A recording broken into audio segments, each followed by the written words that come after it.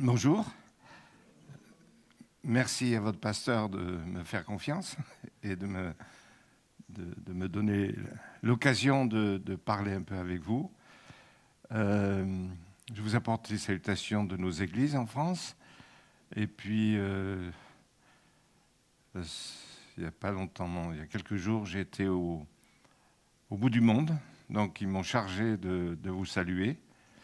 Ce sont les églises du Vanuatu. Je ne sais pas si vous voyez où c'est, mais si vous faites un trou, là, c'est juste... vous faites un trou, c'est juste au bout de la planète. Et c'est un privilège, j'ai mesuré là, le privilège de pouvoir vivre les prophéties que donne l'Écriture, la Bible, sur les îles. La joie qui leur est promise.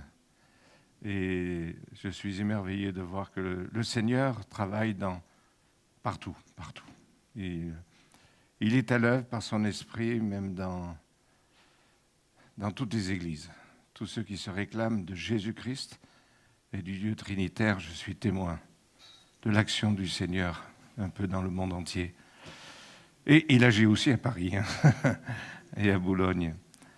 Les salutations aussi de mon épouse.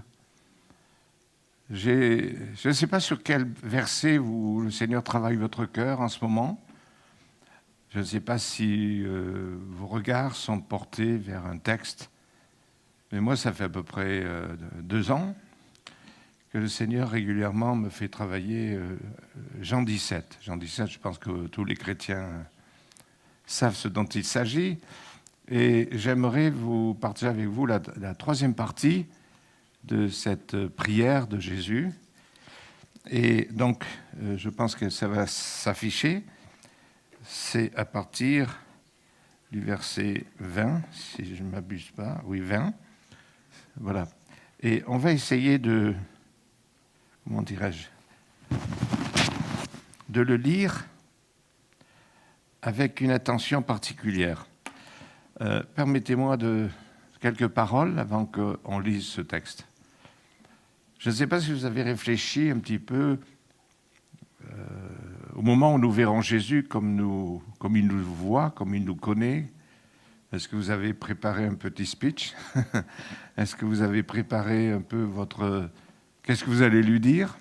Ou qu'est-ce que vous allez faire? En général, quand je pose cette question, les hommes ils préparent un petit texte et puis les femmes disent non, moi je vais me coucher à ses pieds et l'embrasser. En tous les cas, il y a des disciples à qui, des personnes dans l'Évangile que je vais un peu sermonner, notamment les 2 disciples d'Emmaüs, qui ont entendu de la part de Jésus le plus incroyable, la plus grande exégèse et herméneutique de tout ce qui concerne Jésus dans l'Ancien Testament. Ils n'ont rien écrit. Donc eux, ils auront droit un peu à mes reproches. Par contre, Jean, le plus jeune des disciples, lui, je vais le remercier. Je pense que on pense certainement qu'il était proche de l'adolescence encore, en tous les cas, curieux. Et je l'imagine, alors que Jésus est en train de se préparer pour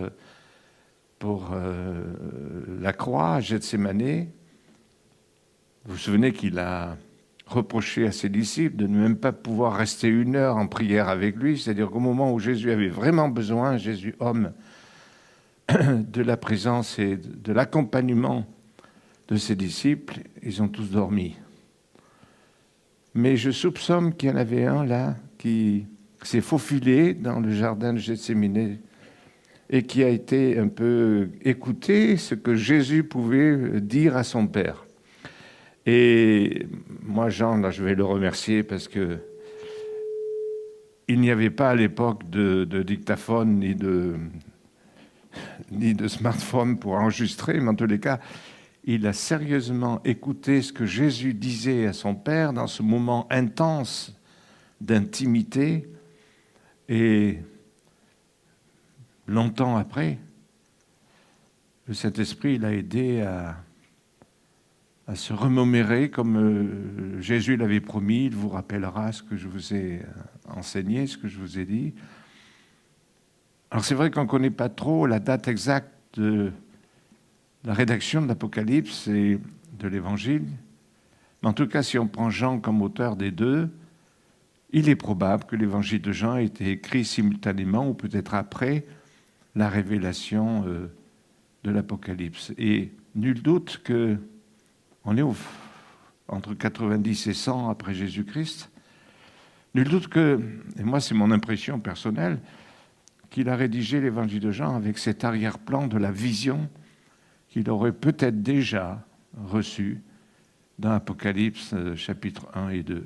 En tous les cas, de la royauté, de la majesté de Jésus. Il a connu Jésus homme, il a connu adolescent, et là, il l'a vu dans toute sa gloire.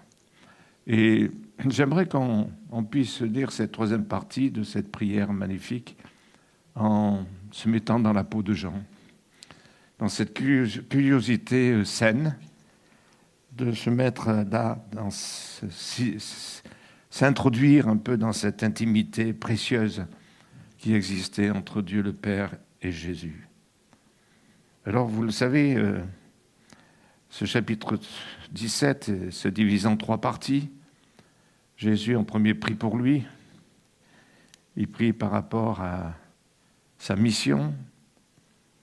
Et dans la deuxième partie, il prie pour ses proches, les disciples. Et là, dans cette troisième partie, il prie pour tous ceux qui vont croire à leur témoignage. Verset 20, ce n'est pas seulement pour eux que je te prie, c'est aussi pour ceux qui croiront en moi grâce à leur parole. Je te demande qu'ils soient tous un, comme toi, Père, tu es en moi, et comme moi je suis en toi, qu'ils soient un en nous pour que le monde croie que c'est toi qui m'as envoyé. Je leur ai donné la gloire que tu m'as donnée, afin qu'ils soient un, comme toi et moi nous sommes un. Moi en eux et toi en moi, qu'ils soient parfaitement un, et qu'ainsi le monde puisse reconnaître que c'est toi qui m'as envoyé et que tu les aimes comme tu m'aimes. Père, mon désir est que ceux que tu m'as donnés soient avec moi, là où je serai, et qu'ils contemplent ma gloire, celle que tu m'as donnée, parce que tu m'as aimé avant la création du monde. Père, toi qui es juste, le monde ne t'a pas connu, mais moi je t'ai connu, et ceux-ci ont compris que c'est toi qui m'as envoyé. Je t'ai fait connaître à eux, et je continuerai à te faire connaître, pour que l'amour que tu m'as témoigné soit en eux, et que je sois moi-même en eux. Je suis constamment en ce moment dans l'émerveillement de ces paroles. Il y a 3 mots que je vais retenir et on va essayer d'y voir un peu plus clair dans 3 mots clés qui reviennent presque constamment dans cette prière, dans ce testament. Jésus va vers la croix, il est à Gethsémani, et ce qu'il dit est très important. Le premier mot qui est là, c'est le mot éternité. La vie éternelle, c'est qu'ils te connaissent. Et nous avons du mal, nous, avec ce mot. Je ne sais pas si vous avez du mal. En tous les cas, je ne vais pas vous donner l'explication entière parce qu'elle va nous échapper. Cette notion d'éternité est quelque chose... on ne peut pas, en étant humain, créature, on a un début, une fin, on aura toujours du mal sur cette terre à appréhender. Mais on peut quand même essayer d'y voir un peu plus clair pour comprendre un peu mieux cette notion de l'éternité. Le deuxième mot qui est important, c'est ce mot unité. Cette unité qui commence par nous-mêmes. Comment on peut être un ensemble si notre cœur est fragmenté, si notre vie n'est pas réunifiée par le Seigneur, par sa grâce. Il est question de l'unité aussi et de la qualité de l'unité. Moi, je suis émerveillé de voir que pour Jésus, il ne veut rien de moins que nous entraîner dans l'unité qui existe au sein de la Trinité. Je veux dire, on est des créatures, et pourtant, il n'a de cesse de dire, Père, je veux qu'ils comprennent que tu les aimes comme tu m'aimes. Dans cette unité qui est remplie d'amour, l'amour que Jésus veut que nous ressentions aujourd'hui est de la même nature dont il s'est nourri en tant qu'être humain, en tant que totalement Dieu mais totalement homme.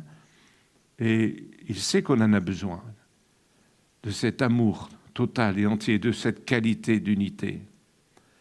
Et le troisième mot qui revient et qui me touche, qui me bouleverse, c'est le mot gloire. Un mot qui aujourd'hui dans les milieux chrétiens est employé un peu, à mon avis, à tort et à travers. Donc, est-ce que vous êtes prêts à me suivre un petit peu ? Et puis, vous avez le droit de questionner. Hein. Je ne prétends pas saisir tout, mais je veux vous faire partager ma réflexion et ma méditation personnelle. L'éternité. C'est un de nos humoristes qui disait que l'éternité, c'est long, surtout vers la fin. Et puis, Saint-Augustin, il a essayé, il a parlé pas mal aussi de l'éternité, et il a donné une image. Saint-Augustin était un Africain du Nord, il vivait au bord de la mer Méditerranée, et il raconte comment, par exemple, il avait interrogé un enfant qui jouait sur la plage, à faire ce que beaucoup d'enfants faisaient, mais celui-là, il creusait un trou dans le sable, il allait chercher de l'eau dans la mer pour remplir le trou. Et Augustin lui a dit « Mais qu'est-ce que tu es en train de faire ?» Et le gamin lui dit « Mais je suis en train de transvaser l'eau de la mer dans mon trou. » Et Augustin a eu cette remarque, c'est un peu comme nous. Hein. Comment on peut être rempli de Dieu ? Comment notre vase, comment notre cœur peut remplir Dieu dans son immensité. Mais alors, comme il était souvent, je crois qu'il était comme moi, il aimait beaucoup la plage et la mer, et ce qu'il y a. En tous les cas, il a dit, voilà, l'éternité, c'est le temps qu'il faudrait un petit moineau qui prendrait un grain de sable dans son bec, irait le transporter sur la Lune, il revient en prendre un autre, et il ferait ça avec le sable de toute la planète. Je crois qu'il serait en train encore de faire ce transport. Et il disait, c'est juste le début de l'éternité. On a du mal, parce qu'on est des créatures, on a un commencement et une fin. Alors l'éternité, et c'est Augustin qui en a parlé aussi, il a bien compris que l'éternité fait partie de la création, enfin le temps fait partie de la création. Le temps existe parce que Dieu a créé des étoiles. On ne sait pas combien de millions ou milliards d'années. J'y étais pas, donc je ne peux pas vous le dire. En tous les cas, le temps est une créature. C'est Dieu qui a créé le temps. Donc le temps est quelque chose qui va bien avec nous parce que le temps se mesure, nos jours sont comptés. Alors, c'est vrai que la notion de temps peut changer suivant les peuples. Hein. Moi, je me souviens au Tchad, au sud du Tchad, j'avais des personnes âgées qui disaient « j'ai 120 ans, j'ai 150 ans ». En fait, ils comptaient les années par saison. Comme il y a 2 saisons, la saison sèche et la saison de pluie, donc il fallait diviser par 2. Donc, la notion du temps est là. Et puis, Jésus parle de cette éternité qui nous échappe. Dieu est hors du temps. Et pourtant, il remplit le temps. Voilà, mais il n'a ni commencement ni fin. Quand Jésus se présente à Jean dans l'Apocalypse, chapitre 1, « Je suis l'alpha et l'oméga », la première lettre et la dernière lettre de l'alphabet, ça peut vouloir dire que plus on remonte dans le temps, plus loin que les dinosaures, plus loin que la création du système solaire, là on commence déjà à fumer un petit peu dans la tête, eh bien plus loin on remonte dans le temps, plus on va rencontrer Jésus. Et si on se projette dans l'avenir, plus loin on va dans l'avenir, ben on trouvera Jésus qui est là, qui nous attend. Il est le début et la fin, le commencement et la fin. Dieu est hors du temps.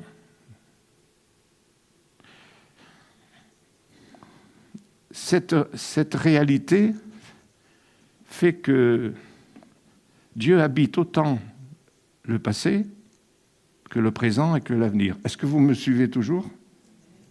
Oui ou non? Bon, vous me le dites, hein? Donc ça veut dire que Dieu remplit le passé, il remplit le présent et remplit l'avenir. Et pour nous, ça, c'est pas possible. Et quand il se présente dans l'Apocalypse Jean, chapitre 1, Jésus dit, voilà, je suis celui qui était, qui est et qui viendra.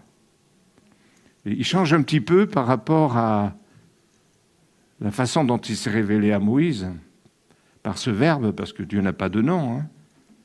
Et ce que nous prononçons Yahweh, c'est un verbe, je suis. Alors, en hébreu, c'est le contexte qui va définir le temps.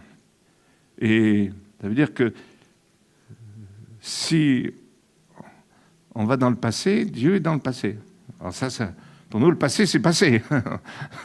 Non, il est là. Il est le Dieu d'Abraham, d'Isaac et de Jacob.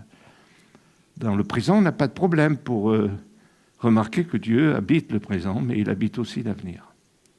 Alors voilà que nous sommes des créatures et nous avons ce problème. Si Dieu est hors du temps, il a tout son temps. Je me souviens d'une grand-mère qui me disait avec beaucoup, j'espère que vous avez de l'humour, qui me disait avec Dieu c'est difficile parce qu'il n'en fait qu'à sa tête. En fait, c'était sa façon de dire, voilà, Mais oui, bien sûr, parce qu'il est Dieu. Alors quand Jésus prie cette prière, et qu'il prie, le premier verset qu'on a lu, c'est « Je te prie pour ceux qui croiront, ceux qui auront cru dans le témoignage de ceux que j'ai envoyés. » En fait, il prie pour nous ici, au point du jour.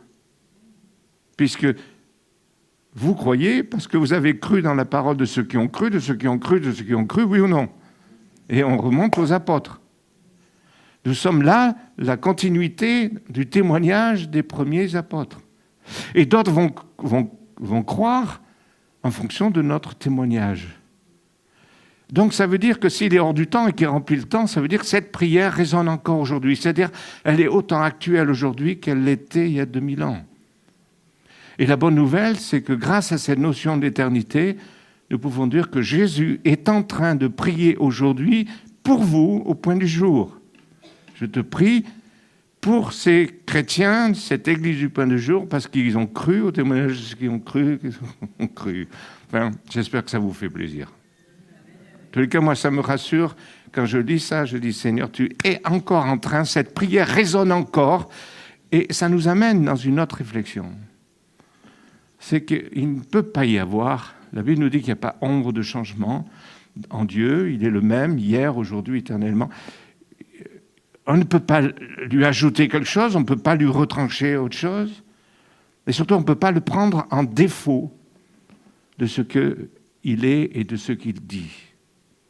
C'est-à-dire que la parole que Dieu dit, cette parole-là, elle ne peut pas être prise en défaut, elle ne peut pas être contraire à ce qu'il est. Il y a une entière, je dirais, relation, sa parole. Il envoya sa parole pour le guérir. Le monde entier a été créé par sa parole. Il y a quelque temps de ça, à Lyon,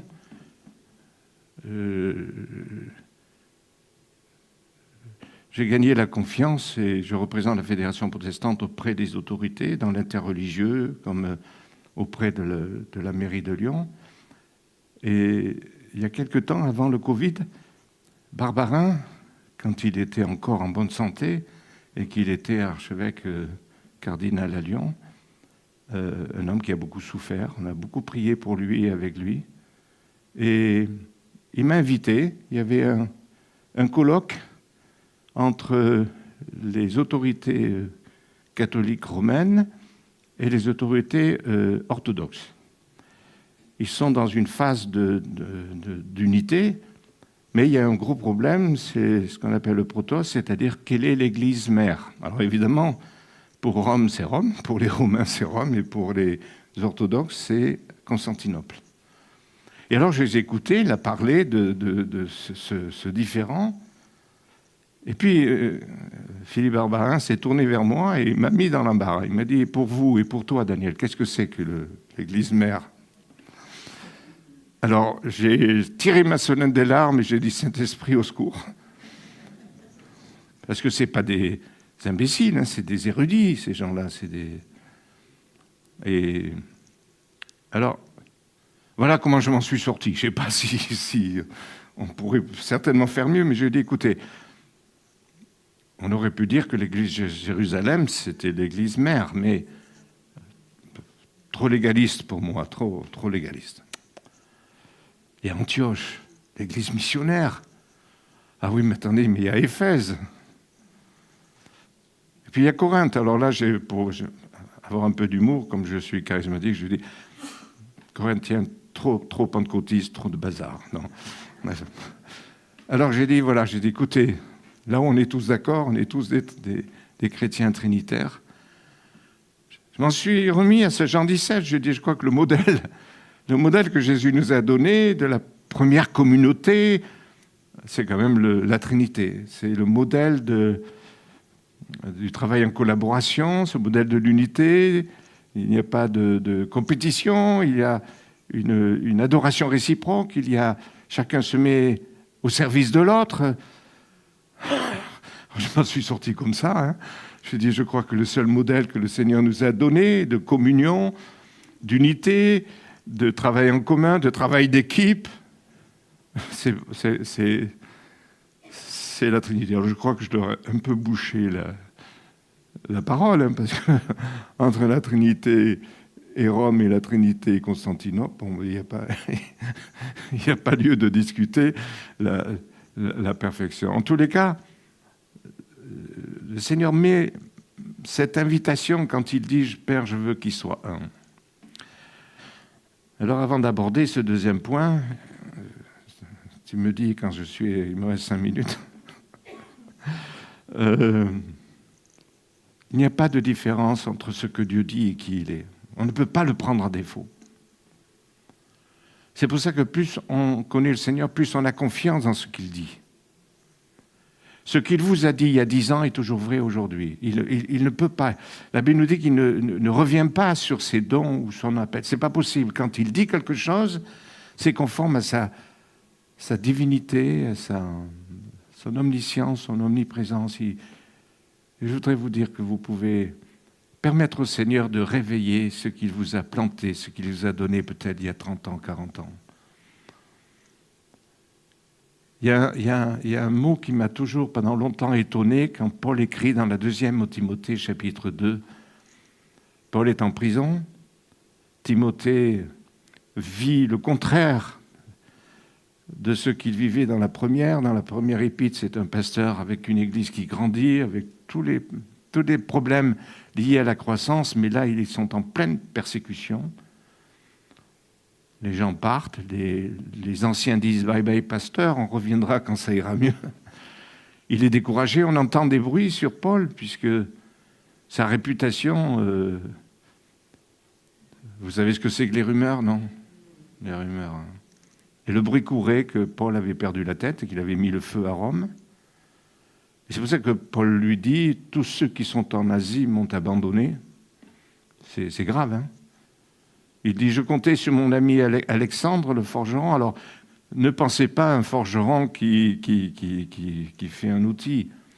S'il était connu, c'est M. Mittal aujourd'hui, c'est Arcelor. Il devait avoir les marchés des légions.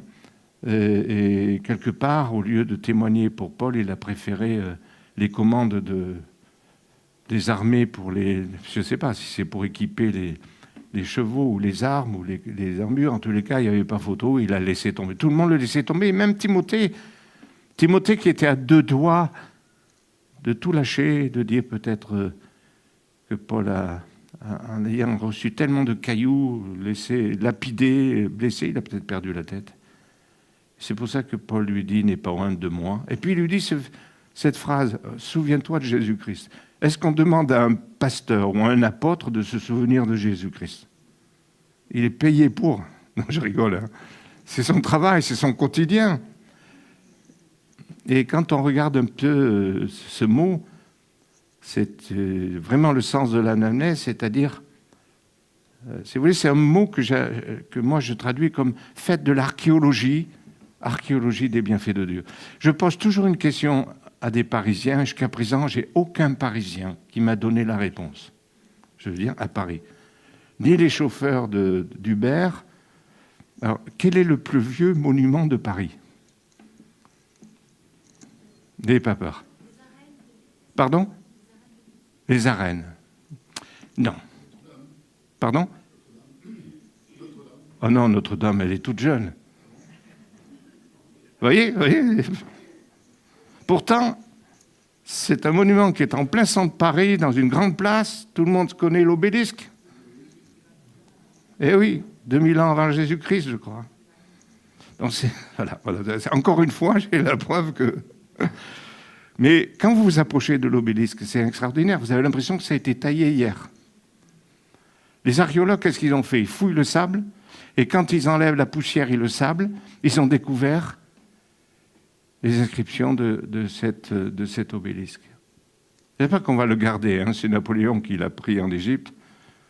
Mais par les temps qui courent, hein, l'Égypte peut très bien nous la réclamer. Hein. Bon, bref.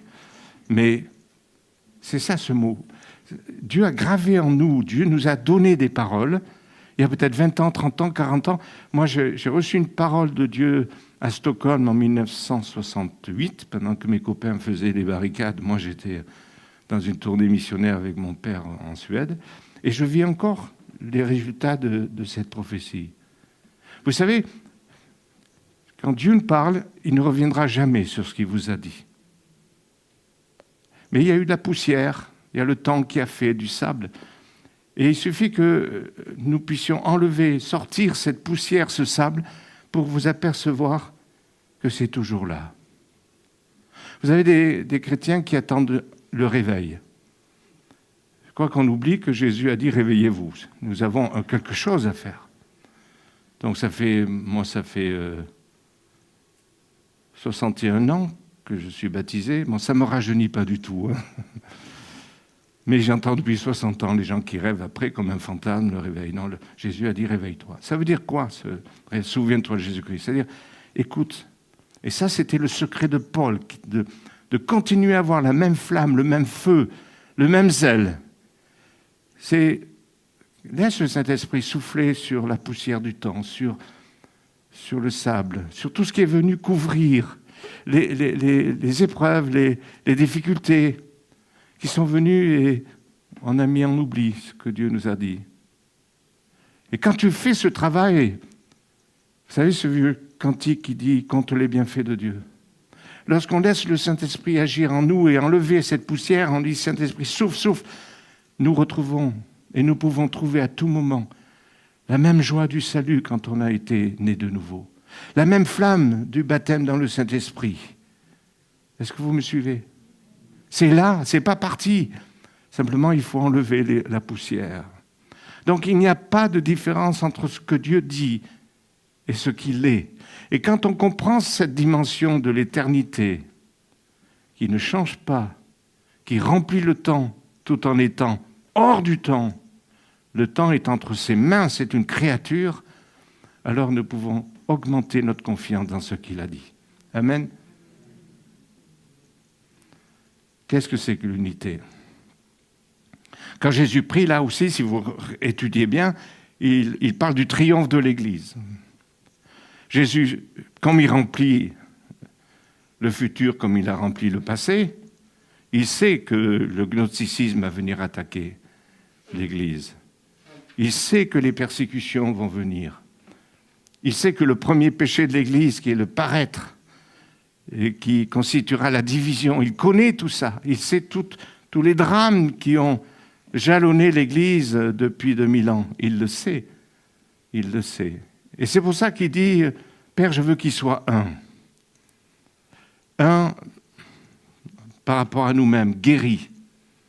On dit aujourd'hui aligné. La neuroscience parle beaucoup de ça. Il y a découvert, ils font des découvertes extraordinaires dont la Bible parle. Et puis, un avec lui. Et c'est de cette unité dont l'Église a besoin pour qu'elle soit une. Pour que nous vivions l'unité aussi dans l'Église locale. C'est la passion de Jésus pour l'unité. Et cette unité, il nous la propose. Il dit, je veux que vous viviez ce que je vis. La même qualité de relation, la même qualité de l'amour, la même intensité. Nous resterons des créatures, mais il nous invite à vivre le climat, l'atmosphère de la Trinité. Et c'est ce qui nous fait goûter un petit peu quand le Saint-Esprit agit dans l'adoration, dans la louange. Et je voudrais vous inviter à de plus en plus nous nourrir de cette intimité avec le Saint-Esprit. Alors c'est là qu'il y a un piège. Le piège de l'esprit religieux, le piège du légalisme. Je ne sais pas comment vous avez compris ou entendu. Beaucoup de gens m'ont dit quand j'étais jeune, et je ne comprenais pas ça, que plus je vais lire la Bible, plus je vais prier, plus je vais jeûner, plus je suis fidèle, plus je grandirai dans l'intimité du Seigneur. Et moi je dis aux chrétiens, c'est pas parce que vous allez prier plus, c'est pas parce que vous allez lire plus la Bible, c'est pas parce que vous allez donner 20% au lieu de 10%, c'est pas parce que... Non, parce que là on a mis la charrue avant les bœufs. Je parlais avec un jeune pasteur, un jeune étudiant, qui me dit « Ouais, mais tu parles beaucoup de la grâce, mais tu ne parles pas beaucoup de ce qu'on doit faire, de notre... » Et c'est là que je me suis aperçu qu'il y a une déformation. Je crois que le diable a l'art de nous égarer encore. C'est parce qu'il y a la grâce qu'on peut être discipliné. Il faut que notre discipline soit le fruit de la grâce et pas l'inverse.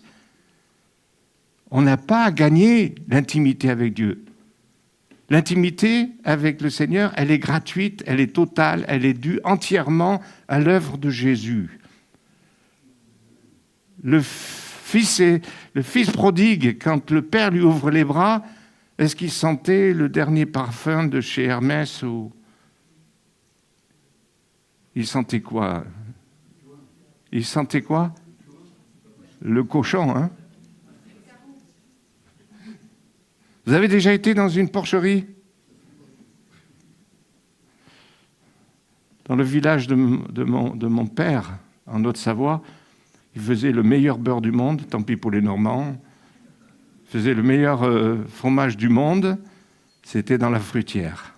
La fruitière. Et la fruitière, c'est là où on venait apporter le lait.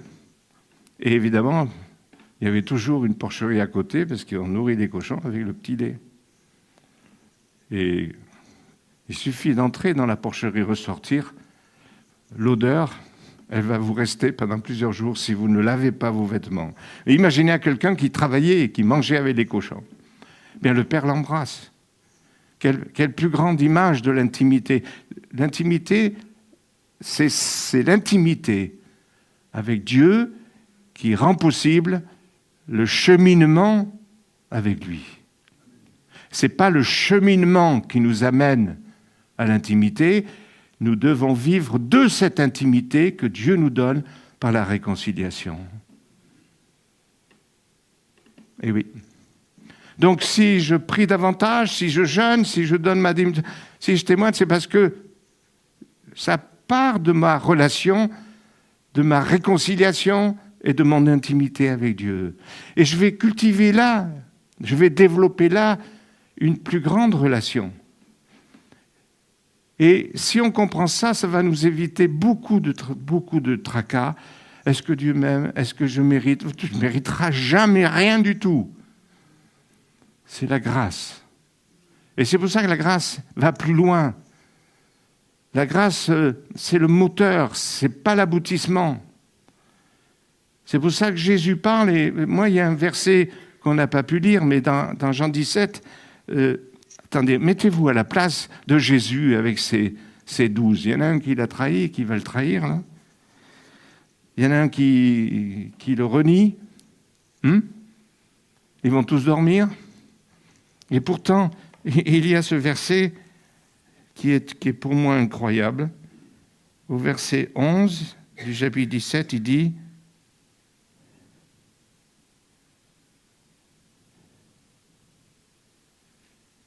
Attendez. Il dit, ma gloire rayonne en eux. Attendez, quand vous regardez un peu le constat qui nous est fait de ses disciples, ils n'ont rien compris à ce que Jésus leur expliquait. Ils fuient, ils dorment au lieu de l'aider. Il y en a un qui le trahit. Il y en a un autre qui n'est même pas capable de dire « je le connais ». Et Jésus dit « je vois ma gloire ». Il y a quand même un petit problème. Vous ne trouvez pas? J'ai encore 5 minutes ou pas? Ça va? Quel est le problème? Je vais dire, la solution, elle est simple. C'est qu'à partir du moment où nous croyons en lui, et nous croyons que c'est Dieu qui l'a envoyé, ce qui revient, eh bien le Seigneur, il voit en nous le produit fini. Il ne s'arrête pas au produit d'aujourd'hui. Et c'est ça la grâce. Il n'est pas limité dans son action en fonction de ce que nous sommes aujourd'hui.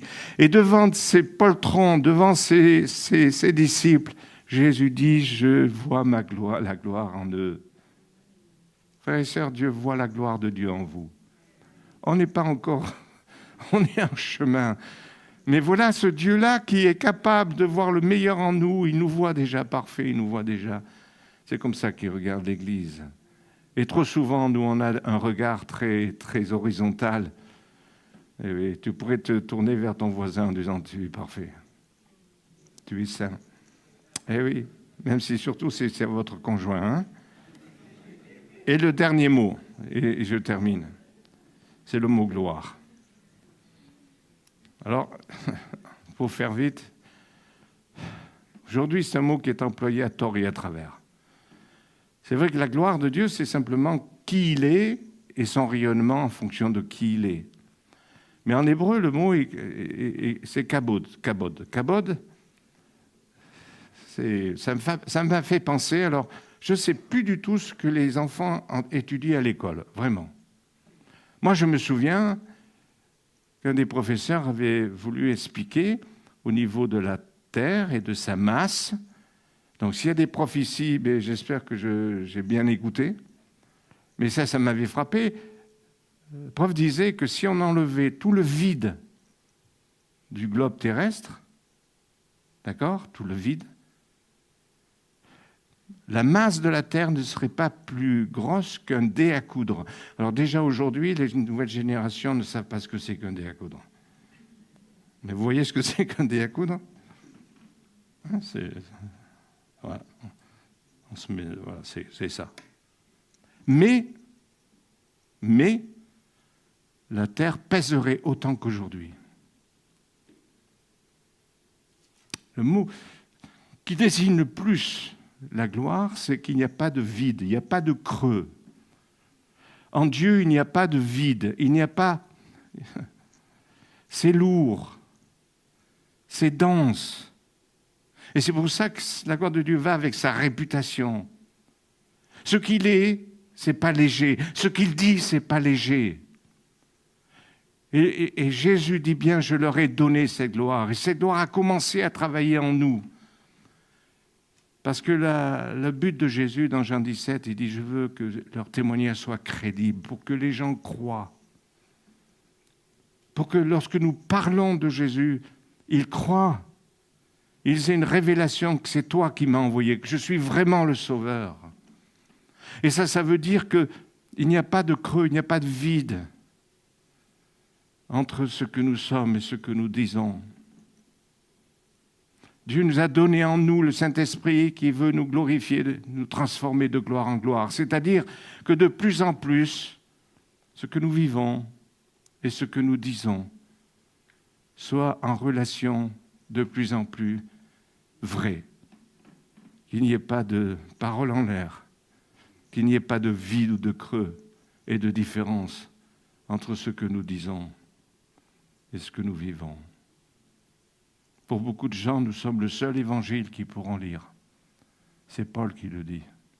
Que le Seigneur nous aide par son esprit et par sa parole à grandir dans cette confiance dans un Dieu qui qui est éternel et qui nous fait goûter un peu cette dimension d'éternité d'un Jésus qui prie pour vous aujourd'hui, qui prie pour moi, dans cette dimension incroyable de l'amour et de l'unité et de la gloire. Que le Seigneur vous bénisse. Seigneur, je veux m'agenouiller devant toi. Je veux m'incliner aussi sur la grandeur et la beauté de ta parole. Je te remercie pour cette Église. Je te demande de bénir le groupe pastoral, les anciens et l'ensemble de cette Église. Au nom de Jésus. Amen.